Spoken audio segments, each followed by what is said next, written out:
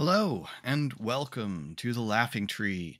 Today we are continuing our campaign prep session, and I'm going to talk about another aspect of our Lazar Principalities game, Blades and Banners. Today I'm going to be talking about factions. So obviously there are a lot of factions in the Lazar Principalities, with every single principality being its own independent faction under the nominal leadership of the High Prince, but still very much autonomous and getting to rule its own affairs. So, how do we want to reflect that in the game? And that's what we're going to be talking about today. I'm going to talk about what the good of factions can be in a game. I'm going to talk about some different ways to run factions, and then I'm going to give you a brief review of a few different published systems for running factions that I have looked at.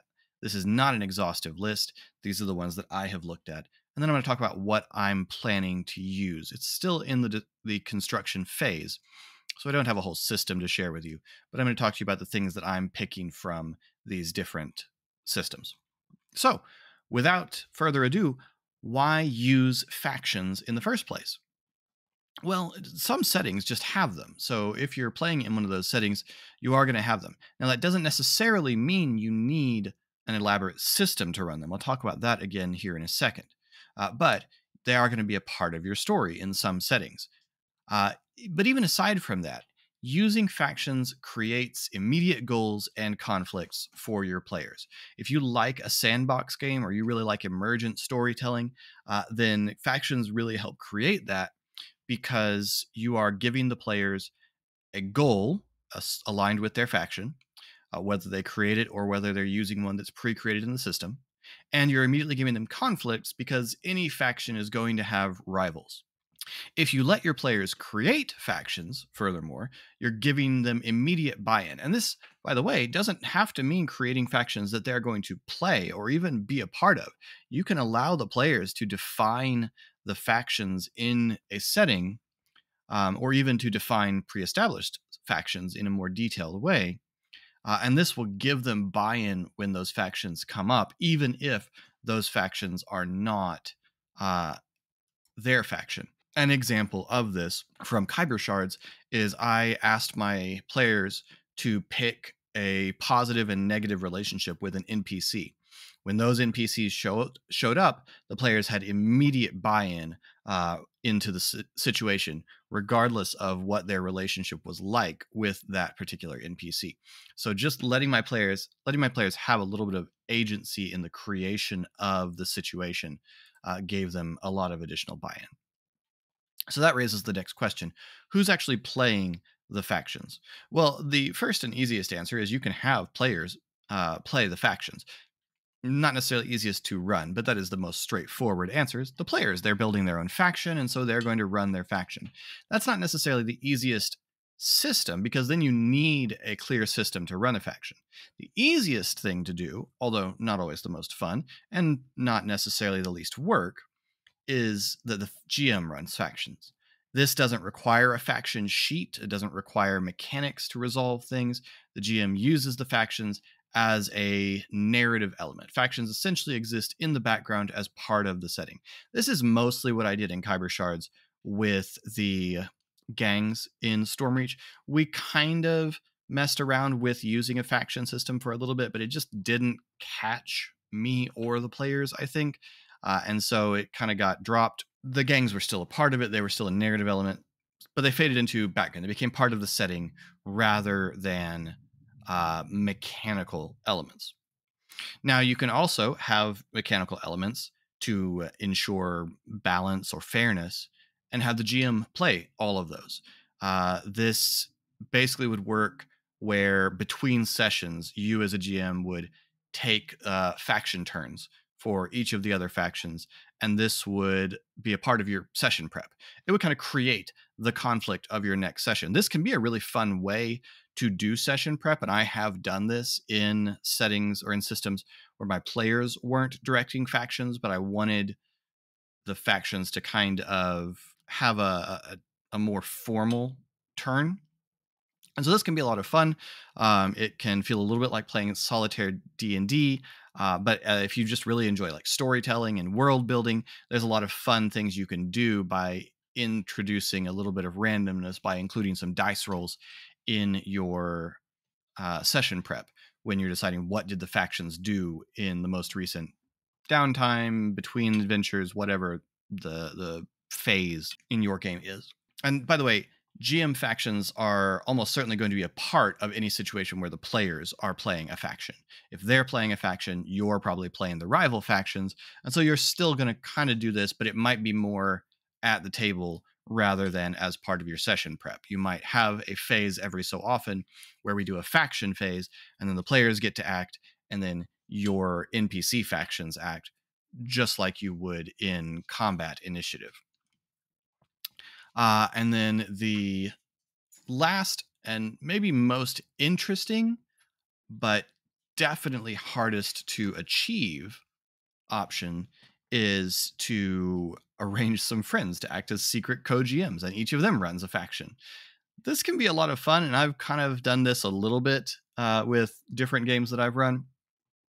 But it is obviously a lot of work. You need willing hands to run a faction. You need to arrange timelines for the running of the factions, and you have to keep those willing hands up to date on what's going on in the world. So this involves a lot of extra work, but it is really fun. So if you have that kind of like, if you have a bunch of buddies who like D&D, but their schedules don't really allow them to be a part of your D&D group, or they like D&D, but you've got a D&D group that's already full, and so you can't bring everyone you want to your table, this can be a way to involve extra people in a campaign, even if not as a player character. So another option for you've got too many people who want to play and not enough seats at your table. So that's different answers to the question of who's going to play the factions. So what are the qualities you have to establish for a faction? So whether or not you're using a character sheet for the faction, you need to know these things if you're going to use factions significantly in your game. You need to know what the faction's agenda is, first and foremost. Like if you know nothing else about the faction, you need to know what's their agenda. What is the faction trying to do? Are they a supervillain organization trying to blow up the moon or kill Superman or, whatever? What's their goal? Next, who are the important NPCs? This is, of course, the other thing. Who are we actually interacting with? Now, it kind of depends on how you want to use the faction. Like if you're using, so Eberron's traditional low level beat up on these guys without ever feeling bad is the Emerald Claw. The Emerald Claw are a terrorist organization. They're radical nationalists with a necromancy twist, and some of them are involved in something much, much bigger. So if you're going to use the Emerald Claw repeatedly, then you definitely need to know what their agenda is. What's the goal of the Emerald Claw in your campaign?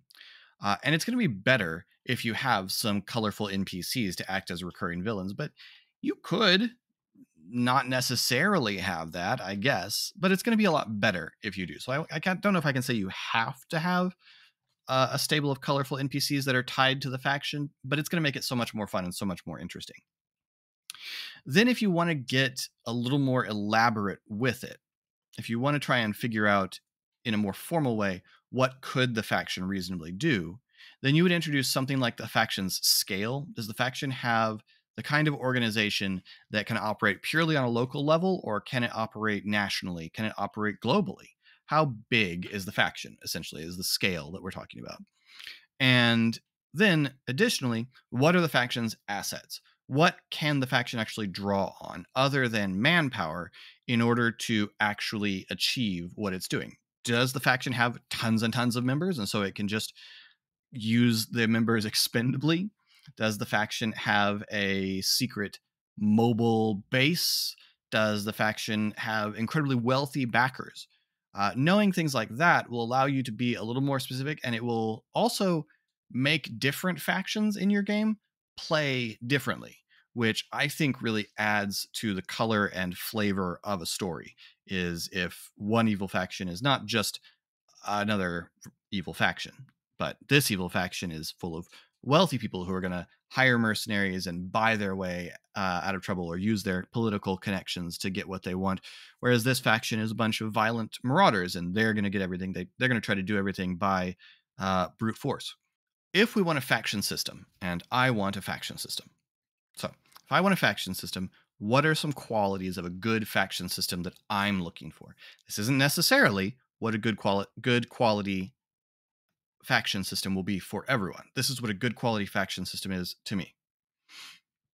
One, I want something like a character sheet for my faction, but I would prefer it to be simpler than a full character.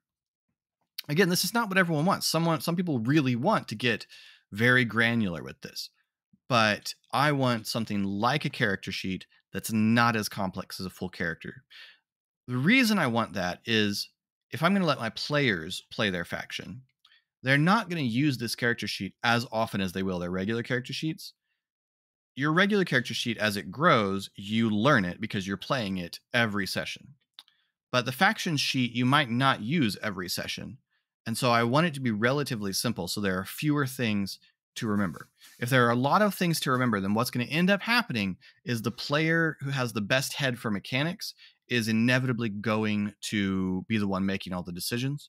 So make something simple enough that you can be confident that all of your players are going to be able to keep track of what's what and be able to be an active and useful part of a decision making process based on mechanics. Secondly, I want interesting choices to make. This is kind of up to you as a GM, but there are a lot of faction systems that allow you to make choices about what your faction is good at. Some go so far as to essentially have feats specifically for your faction. And so I want interesting choices to make. There's a very tricky balance here because I've said I don't want it to be as complex as a full character sheet, but I want interesting choices. So where's the balance between those two things is an important question that I'm going to have to answer in looking at systems. And then lastly, and probably the thing that's going to have the biggest effect on which system I'm going to go with is I really want quick mechanical resolution. Not necessarily quick role play resolution, because anything that happens with the factions ought to produce an opportunity for role play or possibly adventures. But for the thing the faction is actually doing, to try and find out to what degree a faction succeeded or failed in a plot, I want that to happen pretty quickly. So that's an important aspect. So, with all that said, if that's what I'm looking for, let me talk about a few systems that I examined in order to pick or figure, or, well, as you will see, in order to pick pieces of to assemble what I want to use for the factions in Blades and Banners. The first one I looked at is the one I've had on my shelf the longest, and that is Ultimate Kingdoms by Legendary Games. This was designed to essentially take the Kingmaker experience from the very, very popular Pathfinder adventure path and apply it to 5th edition rules. And it does that very, very well. If you like deep, granular options and deep choices, like this system is designed to allow for the building of whole kingdoms, but it can also work for factions. And you want to be able to pick what buildings are in what places, what rooms are in the faction's base, know exactly how many members the faction has, all of this stuff. If you want to get really deep and granular in it, this is the one. This is the one. It's great for that. It's built for 5e, so if you're using 5th edition or one of its similar systems, then this is going to be very easy to make work. Either it's going to work as is, or it's going to be very easy to adapt. And it's going to give you a ton of choices. Now, this is going to mean that the part of your game where you're taking faction turns is going to take longer. So this is very much for a faction in the front game. And if you like that, then I highly recommend Ultimate Kingdoms by Legendary Games. Also, it's a compilation of a whole bunch of things that they did. So it's also got like really deep rules for ships. It's got really deep rules for kingdoms and cities and bases and just all sorts of things. It's a great compilation of rules, and I've used it for a lot of things. But I'm not going to use it for this because it is more complex than I want. I don't want I want faction intrigue as an important part of this game, but I don't want it to be so time consuming that it takes away from the swashbuckling adventure. We're walking kind of a tricky line between two very sometimes seemingly at odds tones. So I want something a little simpler. So this is more complex than I want. So I'm not going to use much from this, but it is really good. So I wanted to mention it. And if you want a really deep faction system, this is a great option. Next up is a relatively recent book by Kobold Press called Castles and Crowns. It is designed for 5th edition again and for Tales of the Valiant. We are using Tales of the Valiant for this campaign, and so obviously I wanted to look at this. Yes, Tales of the Valiant. That's our system. I'll talk more about why later in a different video. The thing about this is I want rules that are more about playing the faction, and this is not really that. This is really good if you want factions in the background with some rules to make them distinct and more important, and you want some guidance on world building your factions. This is great. I'm using a ton of the world building advice in this book for factions, and that's really what it's designed for. It does have some really cool player character focused options. Options for character story goals that they're sort of built as almost like feats. It's got a bunch of options for courtly players, for intrigue focused players, backgrounds, a couple of player character class subclasses. So there's a lot of great stuff in here, and I'm absolutely using a good amount of it. But it's not going to create a system for me to play factions or for my players to play their faction, and I want that as part of this. So this has a lot of great resources, and I'm definitely using it. And if you want your factions in the background, but you want your players to be able to interact with factions heavily, this is an excellent resource, and I highly recommend it. As I do most things by Kobold Press, because they just tend to make great products. Not sponsored. I just really think that. Next up, one that you're probably have been shouting at your screen if you are of a particular mindset in RPGs. Blades in the Dark. Blades in the Dark is designed around factions. The factions are very much in the foreground. There's a whole system of creating your faction. It's really well done. The progression system for the factions that's designed around seizing turf is amazing. I love it. It's really, really cool. There's a way of charting the tier of your faction, which would function as scale in this case. There's a way to design rivals for your faction. There's a system for cohorts, like important members of your faction that might be of aid to the player characters. The faction sheet is great. It's simple. It's a half page, like most things in Blades in the Dark. It's really good. Now, downside for me specifically, it is a little bit setting specific. It's designed very much around criminal gangs, which is a little bit different from what I'm doing. It's also very heavily integrated into the Blades system, and so there is a good bit of transferring and translating that has to happen to use it in 5th edition. I'm definitely going to end up borrowing things from Blades in the Dark, but it's not going to be my primary system for this.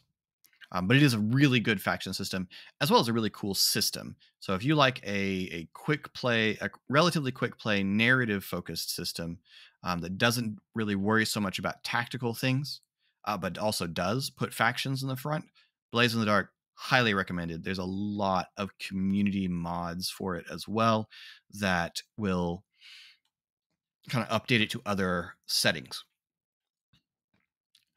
Next, Dune by Modiphius, Adventures in the Imperium. This is a relatively new RPG from Modiphius based on the Dune universe of Frank Herbert. If you know anything about that universe, you know that factions are an incredibly important part of it. The great houses and the politics among them is a big part of that setting. So Dune's faction system is very, very thematic. There is a really good guide for designing your house step by step in a very narrative fashion, and I'm absolutely using that for my players in designing their principality. I've already kind of asked them some of the questions in it, and they're in the process of doing that. So that's really great. It uses a hex-based territory map, which is very similar to the turf idea, except that it's not tied to specific upgrades that the house then gets. The house has a tier between nascent to minor, major, and great. I think I did that right. And that determines your number of enemies, the number of domains, which is like specialties that your house has, and will affect what kinds of assets your house has available to it. So that's really cool. And then one of my favorite things about it is it assumes that you will design some support NPCs who are lower ranking than the player characters. And I say you, the players, will design some support NPCs who are lower ranking than the player characters that can act as secondary player characters. So Dune obviously is a highly intrigue based game, not so much focused on combat.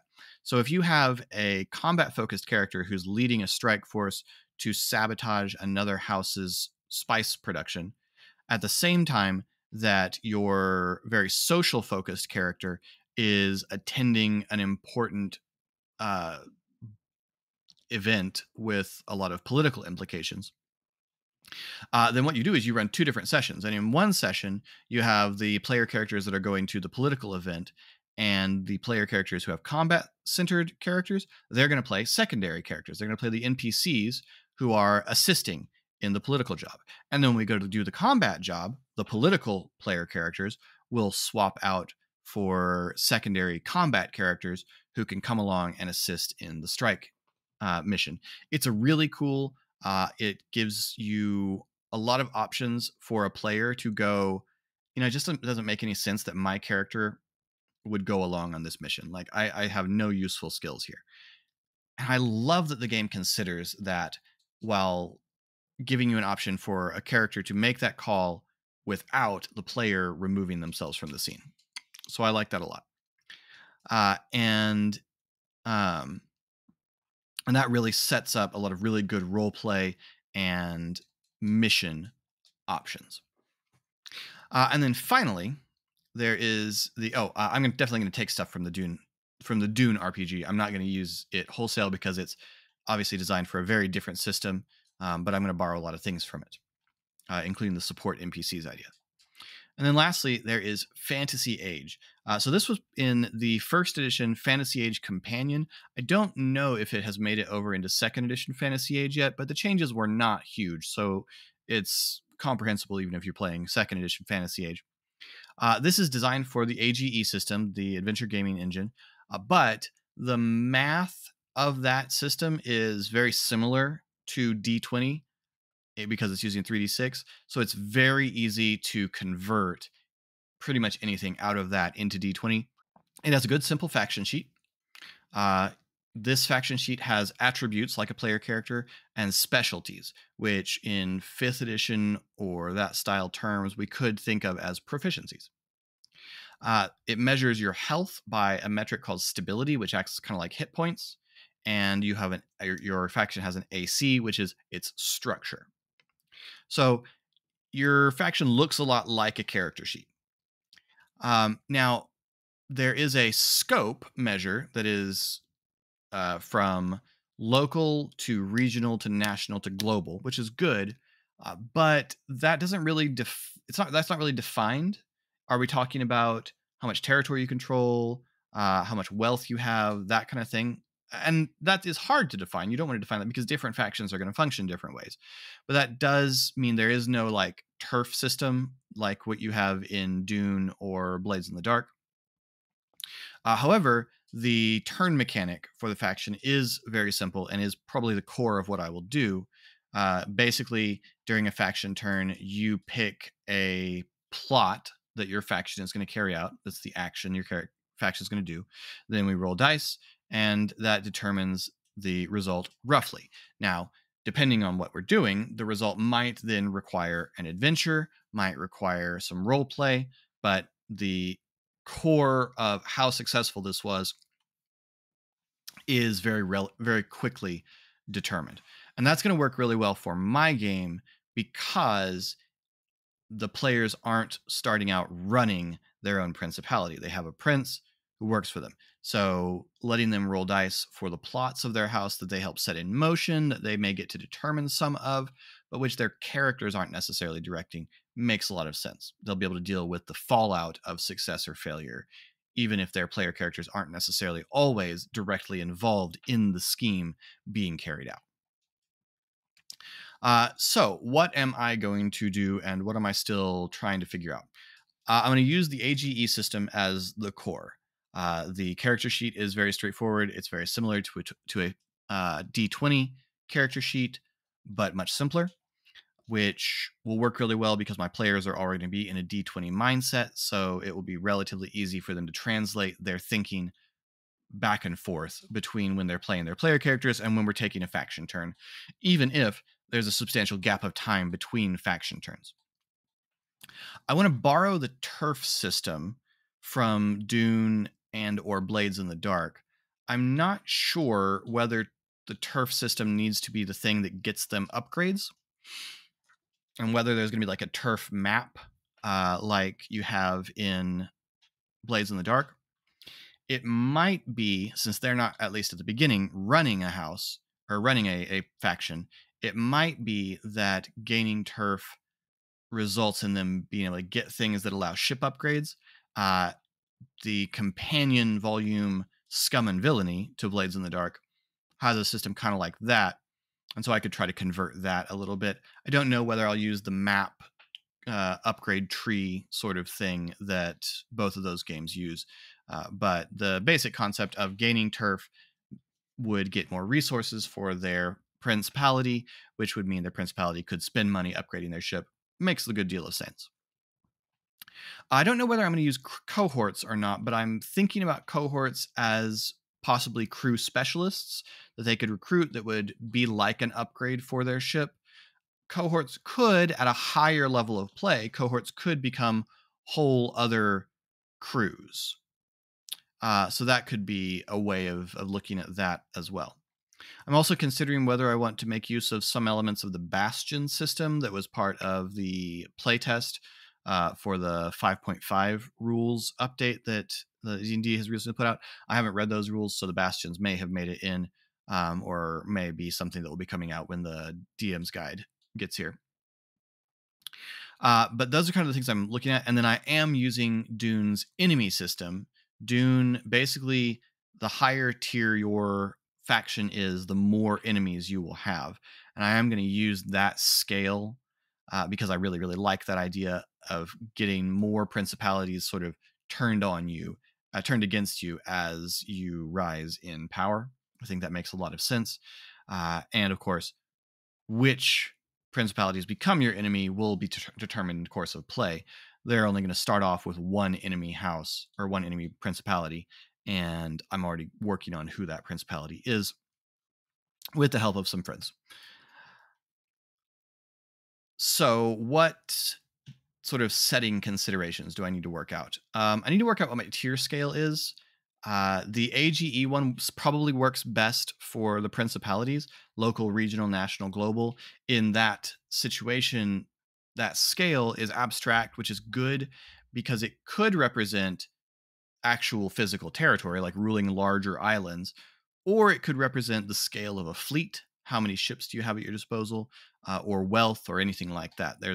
That's going to make it very uh, modular for different kinds of factions, but it's still going to all represent reach.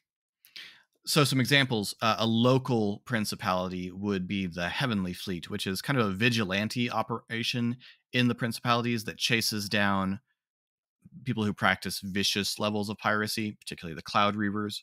And it's only got a couple of ships, and they're like Robin Hoods of piracy. A regional principality would be like the Bloodsails. The Bloodsails rule a big island at the north end of the principalities, and they are the dominant force in the waters around their island. A national level principality or faction in this game would be the Sea Dragons, Prince Rhaegar's principality.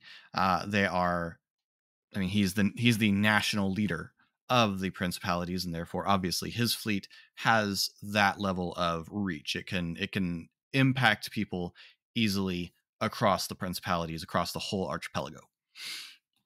In terms of global, none of the principalities are global in their reach, really, but some of the factions in the game will. And the main factions in an Eberron game that are going to be global in reach is going to be the Dragon Marked houses. Now, I know, don't at me, I know that there are other continents in Eberron, and that on some of those continents, the Dragon Marked houses don't really have much of a presence. But for our purposes, our game is going to be primarily focused in an area. And so that whole area is our world. And so global means anywhere within the setting of this particular campaign, at least as far as I can predict it right now. Another thing that I probably need to work out and I haven't decided on is, am I going to use like a hex map to represent territorial control?